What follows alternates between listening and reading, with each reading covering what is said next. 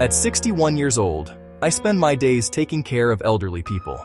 And every single day, I see glimpses of what my own future might look like. Some of the people I care for had successful careers, nice homes, families, full lives. And yet today, they're sitting alone in a small room waiting for someone to visit. That's the part about aging that no one talks about. And after 15 years of seeing this up close, there are a few things I think people over 50 need to wake up to now, before we become the ones sitting in those chairs. The part that scares me the most. If I'm honest with you, a lot of the time I'm scared, because when I look at some of the seniors I care for, I can't help but think, that could be me someday. I'm not retired, I'm not financially set, and starting over this late in life sometimes feels like playing life on hard mode. Some of the people I help once had big careers, big houses, successful lives, and somehow they still ended up alone, struggling, forgotten. But then there are other people who have almost nothing, and yet they seem more peaceful than I am. That's something that really makes you think. When I first started working with seniors, I felt a mixture of shock and sadness. Over the last 15 years, I've seen people who were once powerful and independent, now needing help with the most basic things. Things we all take for granted. Brushing their teeth, getting dressed, taking a shower, standing up from a chair, walking across a room. When you witness that day after day, it becomes a wake-up call, because it forces you to realize something we all try to ignore. One day, that could be us. One of the hardest parts of getting older isn't wrinkles. It isn't gray hair. It's losing your independence, the ability to take care of yourself, to move freely, to live life on your own terms. Independence disappears slowly. At first, it's small things. Maybe getting out of a chair becomes harder.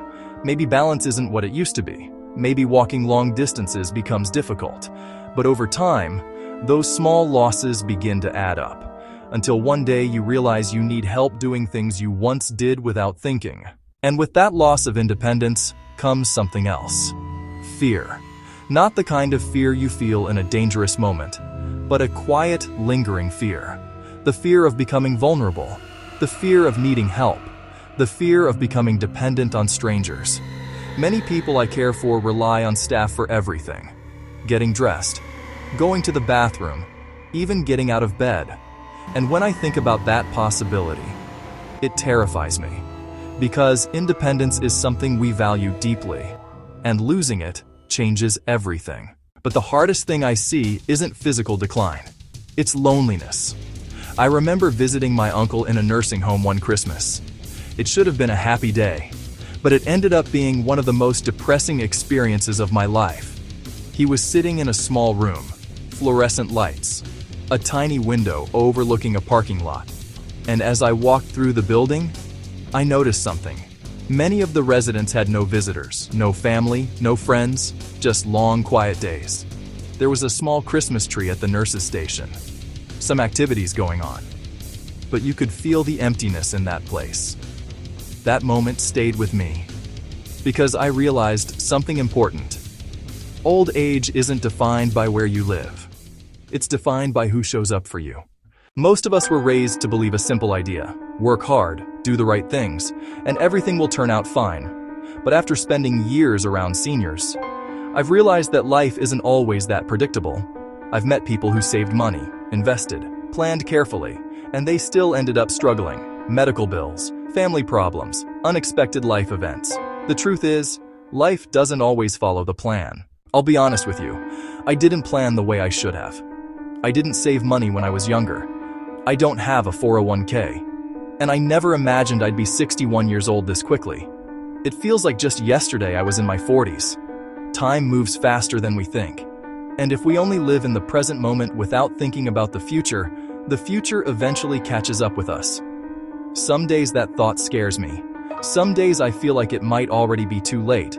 But other days I think, maybe not yet. But here's something interesting. Not all seniors I meet are unhappy. Some are genuinely peaceful, content, even joyful. And after years of observing closely, I've noticed something they tend to have in common. First, they have one or two close relationships, not dozens of people, Just one or two people who truly care about them. Second, they have acceptance. They understand their situation. They know aging brings challenges, but they refuse to let those challenges destroy the time they still have left. And third, many of them have faith. Not necessarily the same religion, but a belief in something bigger than themselves. Something that helps them endure difficult moments. That faith seems to give them strength when life becomes hard. Another thing I've noticed is that priorities change. The things that once seemed important suddenly don't matter as much. Fancy cars, big houses, status, those things fade. Instead, the simple things become meaningful.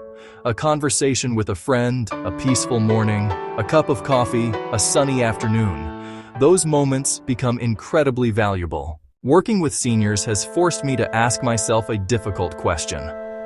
What will my life look like when I'm 80? Who will visit me? What will a normal day feel like? Will I be surrounded by people who care about me? Or sitting alone in a quiet room watching the clock? Those are uncomfortable questions, but maybe they're questions we should ask before it's too late. Because the life we have later is often shaped by the choices we make today. So if you're watching this and you're between 50 and 70 years old, I want to ask you something honestly. What do you think your life will look like at 80? Who will visit you? What will your normal day be like? Are you building that life now, or hoping it somehow appears later? Leave a comment and tell me. Because one thing I've learned working with seniors is that the future arrives faster than we think, and pretending aging won't happen doesn't stop it from coming. If any of this hit home for you, just know you're not alone. I'm scared too. But talking about it is better than pretending it isn't real.